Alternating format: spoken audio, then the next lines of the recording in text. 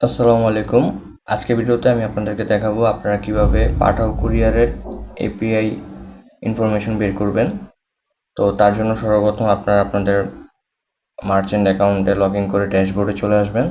তারপর এখানে মেনুতে ক্লিক করবেন, তারপর সি মোরে ক্লিক করবেন, তারপর কিছুটা নিচে আসবেন। দেন এখানে আমরা একটা অপশন দেখতে পাচ্ছি ডেভেলপার্স এপিআই। এই ডেভেলপার্স এপিআই অপশনে ক্লিক করবেন।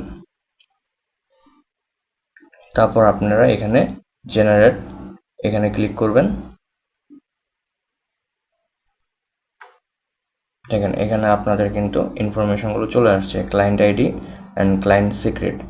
এই দুইটা জিনিস আপনারা এখান থেকে ক্লিক করে কপি করতে পারবেন। এই দুইটা জিনিস কপি করে আপনাদের যে ডেভেলপার আছে তার কাছে এই দুইটা জিনিস প্রোভাইড করবেন।